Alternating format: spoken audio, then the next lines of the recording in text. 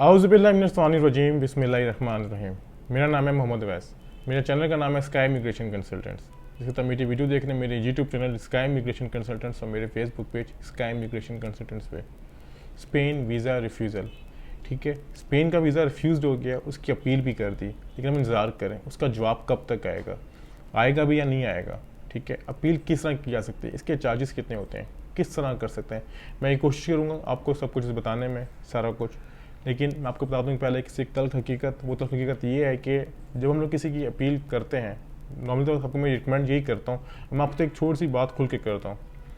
हमारी consultancy fees है, अगर आप हमसे कोई शेंजन की केस करवाते हैं तो हमारी फ़ीस है 25,000, 25,000 रुपये, जो शायद पाकिस्तान में सबसे ज़्यादा हम लोगों ने कम अपनी रखी हुई है। हमारी ऑफ़र चल रही है, डिस्काउंट ऑफर रमदान, इसको 40% ऑफ करके आपकी अगर आप करवाते हैं तो आपकी हो जाएगी 15,000। इस तरह मुख्तलिफ एम्बेसीज की, सॉरी कंट्रीज़ की मुख्तलिफ फीसें जो हमने कम की हुई हैं। एम्बेसी की फीस अलग पे करते हैं, और जो हमारी अगर हमसे अपील करवाते हैं तो उसकी हमारी फ़ीस है जो शेंजन की है वो 10,000, यानी 10 दफ़ा हमें पे करते हैं अपील के लिए 10,000 रुपीज़ पाकिस्तानी। कुछ एम्बेसीज की फ़ीस होती हैं ऑनलाइन रिफ्यूज़ल की, कुछ ज़्यादातर बल्कि 90% नहीं है, सिर्फ एक या दो कंट्रीज़ की हैं जिनकी आपको पे करनी पड़ती है एम्बेसी की फ़ी दोबारा अपील के लिए, लेकिन अदरवाइज़ वो हंगरीज में जो आपको कॉन्सुलेट्स में आते हैं उसमें डील करता है। बाकी किसी की ऑनलाइन कोई फ़ीस नहीं है। कुछ कंट्रीज़ का आपको डॉक्यूमेंट पोस्ट भी करने पड़ते हैं, कुछ के पोस्ट करने नहीं पड़ते, ईमेल पे आपका रिस्पॉन्ड कर देते हैं। अब ये बात मैं क्यों कर रहा हूँ, ये बात मैं इसलिए कर रहा हूँ कि आप अगर किसी से या हमसे अपील करवाते हैं तो ज़रूरी नहीं है कि सबकी अपील अप्रूव्ड हो। अगर आपकी अपील अप्रूव्ड हो जाती है तो आप लोग उस इदारे की बल्ले बल्ले कर देते हैं। आपको अच्छा लगता है कि हमारा काम हो गया, अगर नहीं हुआ तो आप उसको क्रिटिसाइज़ करते हैं, जी ये काम नहीं हुआ। देखें, अब बात शॉर्ट से ये होती है, सीधी सी ये होती है कि जो मैं अपनी बात करता हूँ, स्काई इमिग्रेशन कंसल्टेंट्स अगर आपकी अपील कर रहा है तो आपको रिकमेंड कर अपील करना। उसकी वजह ये है कि आपने वीज़ा अप्लाई किया, आपने कंसल्टेंसी फ़ीस दी, अगर हमसे नहीं कि और किसी। कल मेरे पास एक भाई साहब आए हुए थे, लोकल ही थे, उन्होंने कहा जी कि मैंने पाकिस्तान का एक इदारा है कंसल्टेंसी को, उसको मैंने 90,000 पे फ़ाइल प्रिपरेशन के लिए दिए हैं, सिर्फ फ़ाइल बनाने के 90,000 पे, जिसकी हम लोग फ़ीस ऑफर में 15,000 पे चार्ज कर रहे हैं, वैसे 25,000 पे चार्ज कर रहे हैं। तो मैं थोड़ा सा शॉक हुआ सारा कुछ। अब कहने का मतलब ये, उस बंदे 90,000 पे दिए तो उसको मैंने रिकमेंड किया भाई तुम दोबारा अपील कर लो, फ्रेश एप्लीकेशन ना करो। मैं कहूँ फ्रेश एप्लीकेशन हमसे भी कराओगे तो भी आपको खर्चा 50-60 हज़ार पे, सॉरी 30-40 हज़ार आपका आ जाएगा। कंसल्टेंसी फीस और एम्बेसी की फ़ीस और ट्रैवल एक्सपेंस, वही आप ईमेल अपील करो 10,000 रुपये में, तो इस बात में मुतमईन हो गया। अब कहने का मतलब क्या है कि अगर अपील आप करते हैं, ज़रूरी नहीं है कि सबकी अपील अप्रूव्ड हो, लेकिन सबको अपील करनी चाहिए, चाहे वो यूके हो चाहे वो शेंजन हो। उसकी वजह क्या होती है, उस पर पूछा जाता है, आप शेंजन का फॉर्म कर पूछते हैं कि आपके लास्ट 3 ईयर्स में बायोमेट्रिक हुए हैं, येस और नो, तो आप उसे मेंशन करते हैं येस, तो वो उनकी सारी डिटेल आ जाती है जी कि फ़लाँ कंट्री के उनके बायोमेट्रिक हुए थे फ़लाँ डेट को, फ़लाँ महीने, फ़लाँ साल को, जो लास्ट 3 ईयर्स का होता है।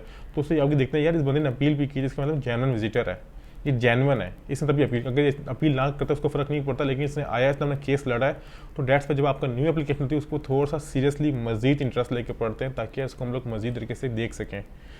ठीक है, अब आते हैं इस पर जवाब कितने अरसे में आता है। देखें, कुछ कंट्रीज़ का जवाब 28 में आपको लाजमी, स्वीडन की बात करते हैं, उसका जवाब आपको लाजमी 28 डेज़ में आ जाता है।